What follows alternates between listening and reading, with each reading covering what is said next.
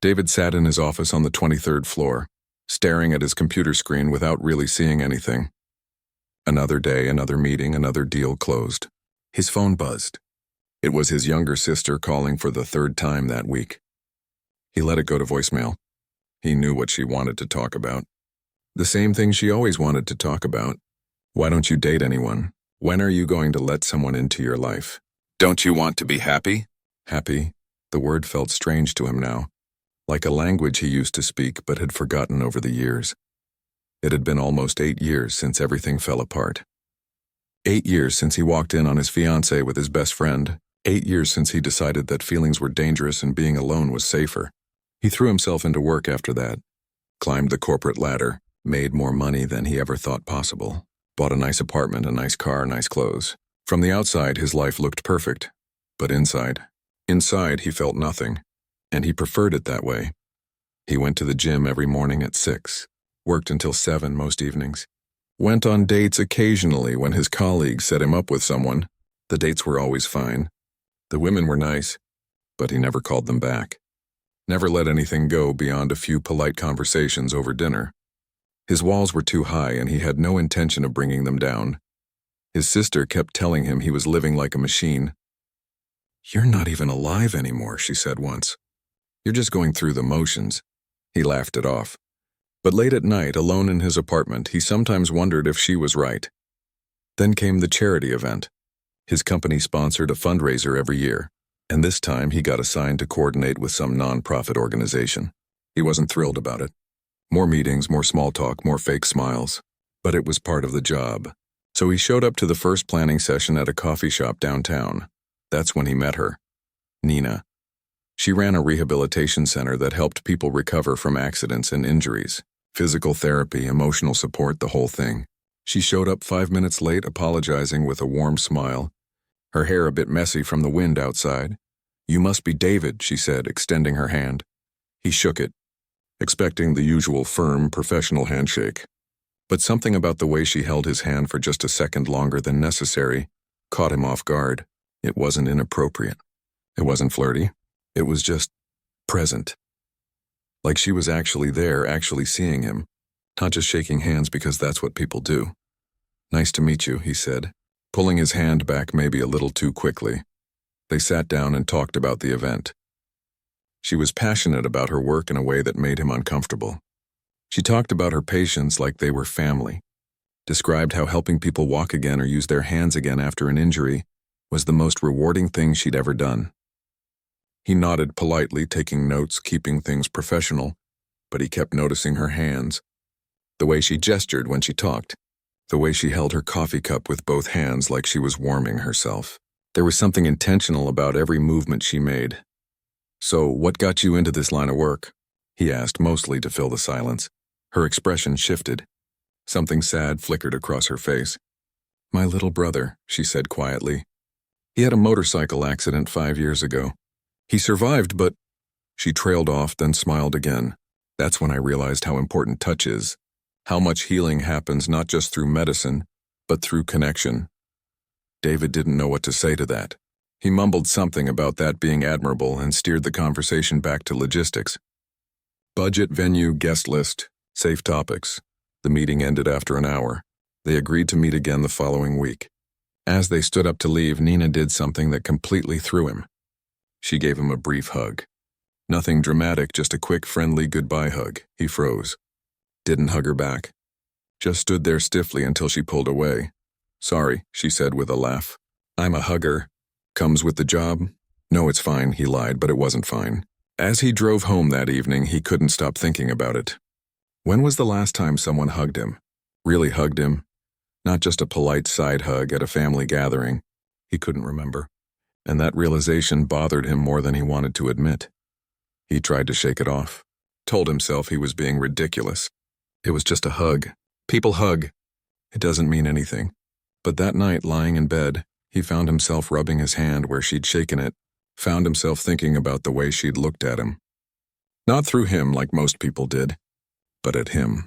Like she could see past the suit and the polished exterior to something underneath.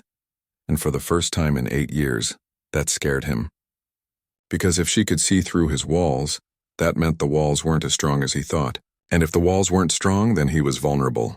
And being vulnerable was the one thing he'd sworn he'd never be again. He rolled over and closed his eyes, determined to forget about the whole thing. It was just one meeting. Just one woman. Just one handshake and one hug. It didn't mean anything. By next week, he'd be back to normal. Back to feeling nothing. Back to being safe. But deep down, in a place he didn't want to acknowledge, something had shifted. Something small but significant. For just a moment that afternoon, when Nina held his hand and looked into his eyes, he had felt something. Not much, just a flicker, like a pilot light that had been out for years suddenly sparking back to life, and that terrified him more than anything. The second meeting was at the same coffee shop. David showed up 10 minutes early, telling himself it was because he wanted to review his notes. But really he was nervous, though he wouldn't admit why. Nina arrived right on time, her energy filling the space the moment she walked through the door. She ordered tea this time and sat down across from him, immediately diving into ideas for the fundraiser. She was excited about getting some of her patients involved, maybe having them share their stories. David listened, taking notes, nodding in the right places. But he kept getting distracted. The way she leaned forward when she talked, fully engaged. The way her eyes lit up when she described someone's recovery. Everything about her was so alive, and it made him aware of how dead he felt inside. Halfway through the meeting, he rubbed his shoulder without thinking. It had been bothering him for weeks. Too many hours hunched over his desk. Nina noticed immediately. "Your shoulder's hurting." "It's nothing. Just slept wrong, may I?" she asked, already standing up and moving to his side of the table. Before he could protest, she placed her hand on his shoulder. Not rough, not tentative. Just confident and calm. She pressed her thumb into a spot near his neck and he nearly gasped. It hurt, but in a way that felt like it was releasing something. "You're carrying all your stress right here," she said softly. "This pressure point should help." He wanted to tell her to stop. Wanted to pull away. But the relief was immediate, and he found himself sitting there letting this woman he barely knew touch him in a way that felt far too intimate for a business meeting. After a moment, she stepped back. "Better?" "Yeah," he admitted. "Thanks." She sat back down, completely unbothered, like what just happened was perfectly normal. Maybe for her it was, but for him it was anything but normal. His shoulder felt better, but his mind was racing. That touch had lasted maybe 30 seconds, but it felt like it had cracked something open inside him. They finished the meeting, but David could barely concentrate. When they said goodbye, Nina didn't hug him this time, just waved and walked away. And weirdly, he felt disappointed. Over the next 2 weeks, they met 3 more times. Each time, David told himself it was just about the event. Just business. But he started looking forward to their meetings in a way that had nothing to do with charity fundraisers. Nina had this way of asking questions that got under his skin. One time, she asked him point blank, "When's the last time someone really touched you?" He laughed it off, made a joke about handshakes and professional boundaries. But the question stayed with him, because the truth was he couldn't remember. Years, maybe. Real touch, the kind that meant something. He'd been avoiding it like a disease. One afternoon, Nina invited him to visit her rehabilitation center. She wanted to show him the space, help him understand the work they did. He agreed, telling himself it was research for the event. The center was in a converted warehouse on the east side of town, bright, open, filled with equipment and people. Nina gave him a tour, introducing him to staff and patients. But what struck him most was watching her work. She helped an older man who'd had a stroke relearn how to use his hand. Guided him through exercises, her hands steady on his trembling ones, her voice gentle and encouraging. When he finally managed to grip a ball, she celebrated like he'd just won an Olympic medal. She worked with a young woman who'd been in a car accident, helping her take steps with a walker. The woman started crying halfway through, overwhelmed and frustrated. Nina stopped, held both her hands, and just stood there with her. Didn't tell her to stop crying. Didn't rush her. Just was there with her. David watched all of this from a corner, something uncomfortable twisting in his chest. He'd spent 8 years avoiding this, avoiding connection, avoiding feeling, avoiding being truly present with another human being. And here was Nina, doing it all day, every day, like it was the most natural thing in the world. After the tour, they sat in her small office. She made tea and asked him what he thought. It's impressive, he said. What you do here. It's not just about fixing bodies, she said. It's about reminding people they're not alone. That someone sees them.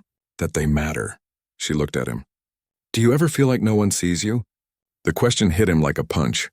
He deflected, made some comment about being in meetings all day. But she kept looking at him and he felt exposed in a way he hadn't felt in years. I should go, he said, standing up too quickly. David, she said gently. He paused at the door. It's okay to let people in. I know you're scared, but walls don't protect you. They just keep you alone, he didn't respond. Just left, his heart pounding, his hands shaking. How did she know? How could she see right through him when he'd spent nearly a decade perfecting his armor? That night he called his sister back for the first time in weeks. You okay? She asked, surprised to hear from him. I don't know, he said honestly. There's this woman. We're working on a project together. And I don't know how to explain it. You like her. It's not that simple. It never is with you. She sighed. David, you've been alone for so long. Maybe it's time to let someone in. What if I can't? What if I've been numb for so long that I don't remember how to feel anything? Then maybe she can remind you. After they hung up, David sat in his dark apartment thinking about all the times Nina had touched him. The handshake, the shoulder, the way she'd placed her hand over his when they looked at budget spreadsheets. Every touch had been casual, professional, appropriate.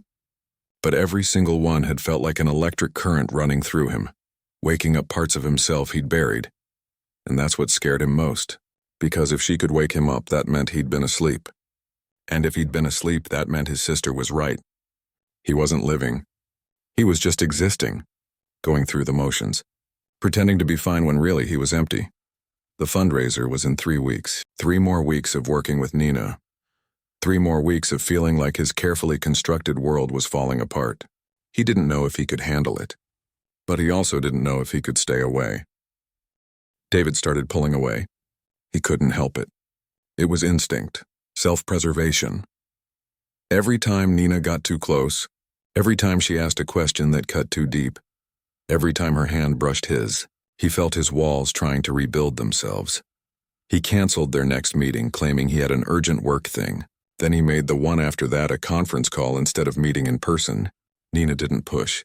She stayed professional, friendly, but he could sense something had shifted. She was giving him space, and somehow that made it worse. 2 weeks before the fundraiser, it all came crashing down. There was supposed to be a final walkthrough at the venue, just him and Nina checking last-minute details. But when he showed up, she wasn't there. Her assistant said she'd had an emergency at the center and sent him instead. David should have felt relieved. But instead he felt empty. He realized he'd been looking forward to seeing her. Had been thinking about what he'd say, how he'd explain why he'd been distant. And now she wasn't even there. He drove to the rehabilitation center without thinking about it, told himself he just needed to confirm some details. But really, he just needed to see her. He found her in the main therapy room sitting on the floor with a little boy who couldn't have been more than 6. The kid had leg braces and was crying, refusing to try to walk. Nina wasn't forcing him. She was just sitting there holding his hand, talking to him softly. I know it's scary, she was saying. I know it hurts. But you know what? You're so much braver than you think. And I'm right here. I'm not going anywhere. The boy sniffled, wiped his nose, and then slowly, carefully stood up. Nina stood with him, her hand steady on his, her face full of encouragement. He took 1 step, then another. By the 3rd step, he was smiling. David watched from the doorway, and something inside him broke. Just cracked wide open, because he realized that's what Nina had been trying to do with him. Not force him. Not push him. Just sit with him and remind him that he was braver than he thought. When she finished with the boy and handed him back to his mother, she finally noticed David standing there. Hey, she said, walking over. I'm sorry I missed the walkthrough. Everything okay? Can we talk? He asked. They went to her office. She sat behind her desk and he stood by the window trying to find the words. I need to tell you something, he started. 8 years ago I was engaged. Her name was Rachel. We'd been together since college. I thought we were going to spend our lives together. He paused, the old pain rising up. I came home early from a business trip and found her with my best friend. In our apartment. In our bed. Nina didn't say anything, just listened. I fell apart after that, completely fell apart. And when I finally pulled myself together, I decided I'd never let anyone that close again. It was easier to feel nothing than to risk feeling that kind of pain. He turned to look at her. I've been numb for 8 years. And then I met you. David, the way you touched me, that first handshake, the way you helped my shoulder, every time you looked at me like you could see me, really see me, it terrified me. Because I've worked so hard to build these walls and you just walked right through them like they weren't even there. He sat down, suddenly exhausted. I don't know how to do this. I don't know how to feel things again. I don't know how to let someone in, and I'm scared that even if I try, there's nothing left inside me to give. Nina was quiet for a long moment. Then she stood up, walked around the desk, and pulled a chair close to his. She sat down and took both of his hands in hers. Do you feel this? She asked softly. Yes. Your heart's beating. You're here. You're present. You're feeling scared, and that's okay. Being scared means you're alive. She squeezed his hands gently. David, you're not empty. You're just hurt. And hurt people build walls. But walls don't protect you. They just keep you isolated. What if I can't do it? What if I try to open up and I just can't? Then you try again. And again. Until it gets easier. She smiled. You know what I tell my patients when they're learning to walk again? That every step counts. Even the tiny ones. Even the ones where they fall. Because trying is what matters. He looked down at their hands. Such a simple thing. 2 people holding hands. But it felt monumental. It felt like the first real connection he'd had in almost a decade. I pushed you away, he said. I know. I'm sorry. I know that too. She released one of his hands and placed her palm against his chest, right over his heart. You're still in there. I can feel you. You're not as lost as you think you are. They sat there in silence for a while. David didn't pull away, didn't make excuses. Just sat there, letting himself be seen, letting himself be touched, letting himself feel something other than numbness. But even as he sat there, fear crept back in. What was he doing? He barely knew this woman. They'd only been working together for a few weeks. This was crazy. This was too much too fast. He was going to get hurt again. He was going to ruin everything. I should go, he said, standing up abruptly. Nina nodded, not trying to stop him. The fundraiser's in 2 weeks. I'll see you there? Yeah, of course, he left quickly, his mind spinning. On the drive home, he gripped the steering wheel so hard his knuckles turned white. What was wrong with him? Nina was kind. She was real. She was exactly the kind of person he should want in his life. But all he felt was panic. That night he couldn't sleep. He lay in bed staring at the ceiling, thinking about what she'd said. That he wasn't empty. That he was just hurt. But what if she was wrong? What if there really was nothing left inside him? What if 8 years of numbness had killed whatever ability he'd had to connect with another person? By morning he'd made a decision. He'd get through the fundraiser. Be professional. And then he'd distance himself from Nina. It was better that way. Safer. He couldn't risk opening up. Couldn't risk being vulnerable. Couldn't risk feeling that kind of pain again, even if it meant staying numb forever. The week before the fundraiser was torture. David went back to avoiding Nina. Communicated only through email. Kept everything brief and professional. She didn't push. Didn't call him out. Just responded to his emails with the same warmth she always had, even though he was clearly shutting her out. His sister noticed something was wrong. She came to his apartment with takeout one evening and found him sitting in the dark. What happened? She asked, turning on lights. Nothing happened. Don't lie to me. You look terrible. He told her everything. About Nina, about opening up. About the fear that had driven him to push her away again. His sister was quiet for a long moment. Then she said something that hit harder than anything else. You know what the saddest part is? You found someone who made you feel alive again. Someone who saw through all your defenses and still wanted to know you. And you're throwing it away because you're scared. That's not protecting yourself, David. That's just giving up. You don't understand. I do, actually. You think you're the only person who's ever been hurt? We've all been hurt. But most of us don't spend the rest of our lives hiding from everyone. She grabbed his shoulders, making him look at her. Rachel broke your heart 8 years ago. But you're the one who's kept it broken. You're the one who decided you'd rather feel nothing than risk feeling something. And now you've met someone who could help you heal and you're running away. You're not protecting yourself. You're just staying broken. After she left, her words echoed in his mind. Was she right? Had he been choosing this? Choosing to stay numb, choosing to stay alone, choosing to stay safe rather than risk being alive?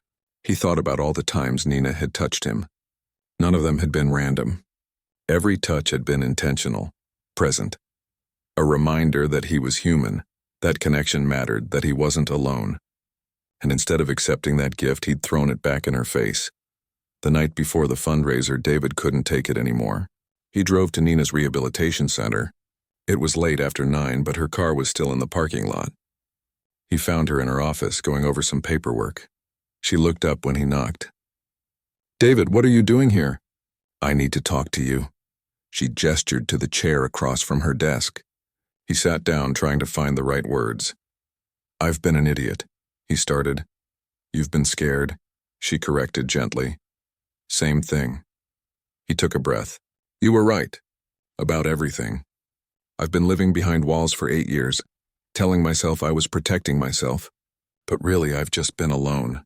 And then you came along and reminded me what it feels like to actually connect with another person. And instead of being grateful, I panicked. You're here now," Nina said. "That's what matters. I don't know if I can do this. I don't know if I can be the person you deserve. Someone who's open and vulnerable and present." Nina leaned forward. "I'm not asking you to be perfect. I'm not asking you to have it all figured out. I'm just asking you to try. To be willing to show up. To be willing to feel things even when it's scary. What if I hurt you? What if I shut down again? Then we'll deal with it together." She reached across the desk and took his hand. "David, healing isn't linear. It's messy. You're going to have good days and bad days. Days when you feel brave and days when you want to hide. That's okay. That's being human." He looked down at their joined hands. "Why are you being so patient with me?" "Because I see you," she said simply. "I see the person you're afraid to be, and he's worth waiting for." They sat there in her office, holding hands across the desk, and for the first time in 8 years, David felt hope, real hope.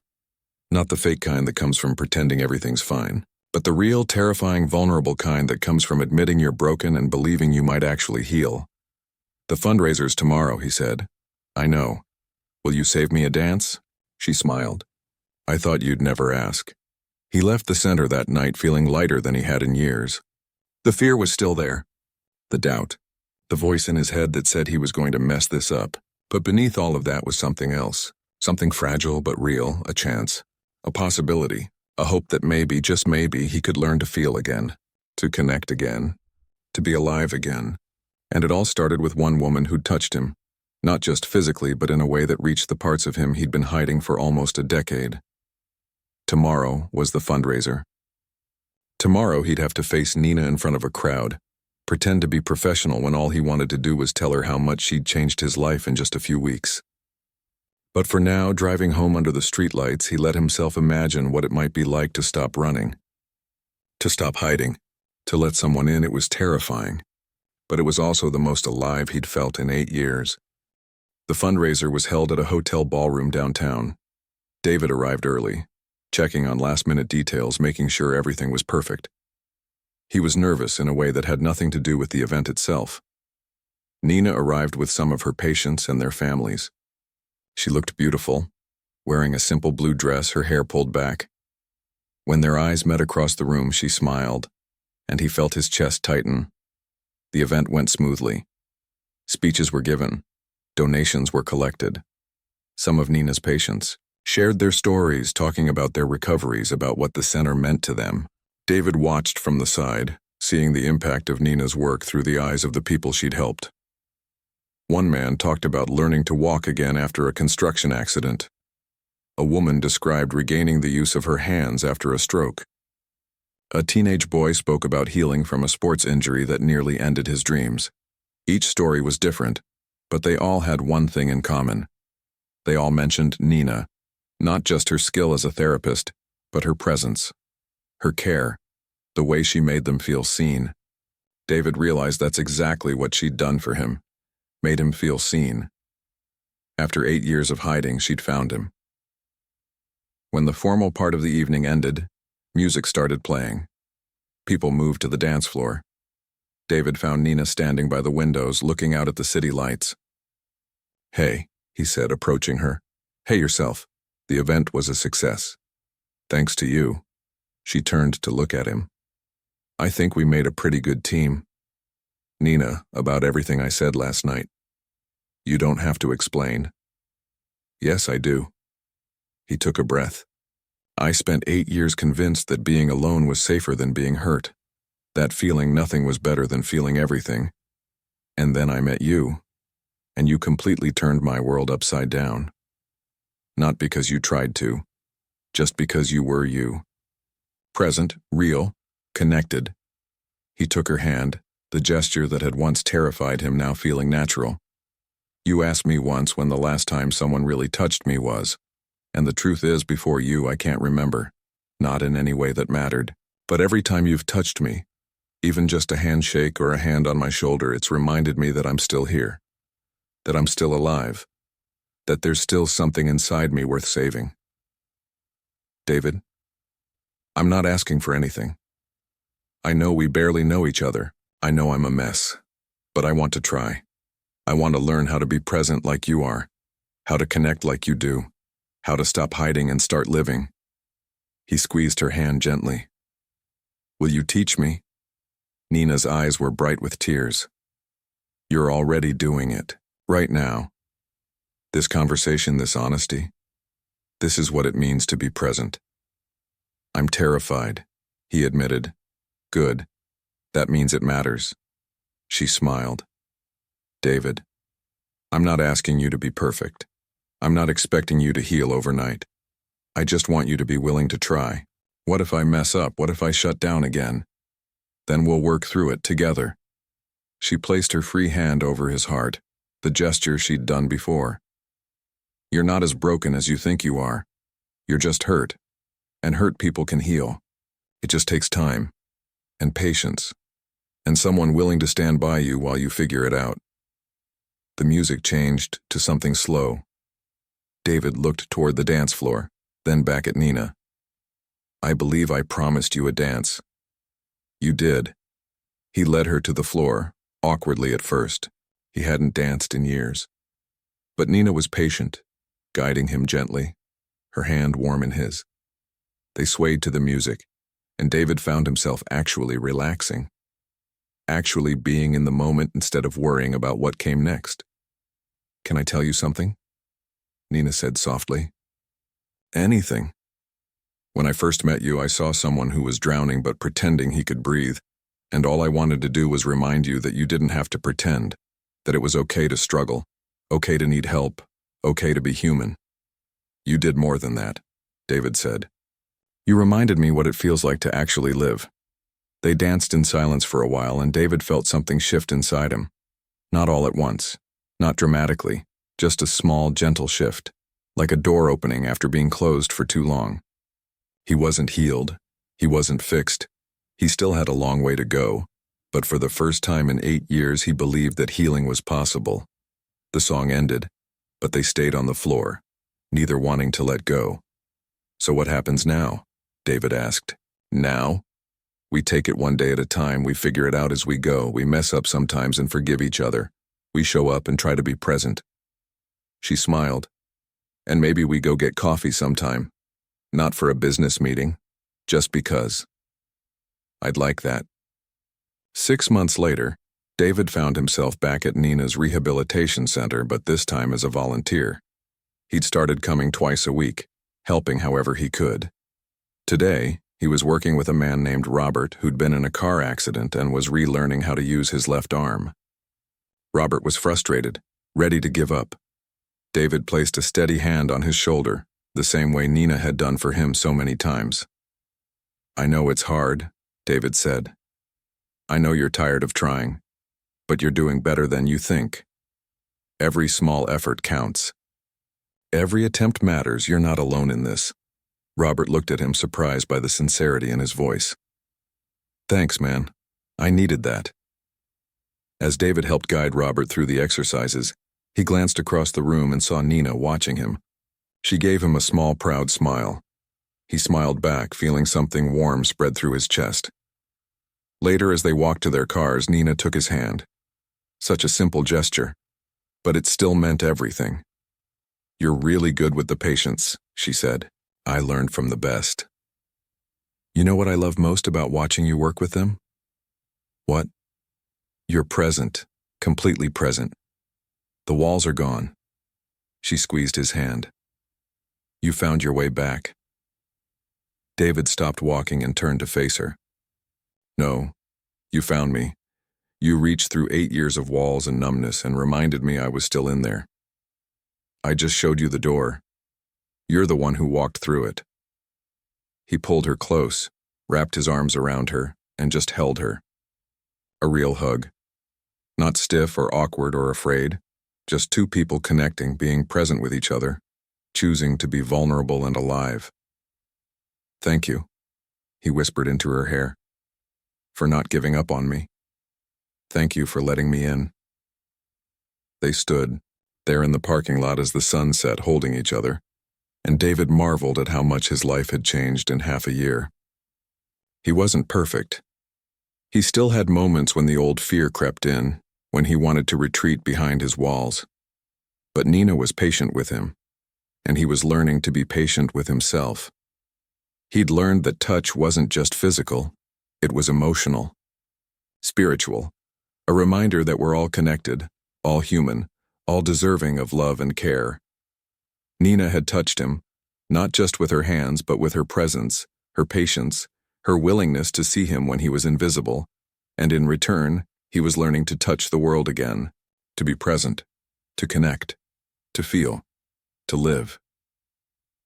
As they finally pulled apart and headed to their separate cars, David looked back at Nina and smiled. She waved, and he waved back. Such a simple exchange, but it meant everything, because it meant he wasn't alone anymore. It meant he'd found his way back to the land of the living, and it all started with the way she touched him. Not just a touch, but a connection, a reminder, a promise that he was still alive, still capable of feeling, still worthy of love. He drove home that evening with the windows down, music playing, feeling the breeze on his face. For the first time in 8 years, he wasn't just going through the motions. He wasn't just existing. He was actually, truly, fully alive, and it felt like coming home.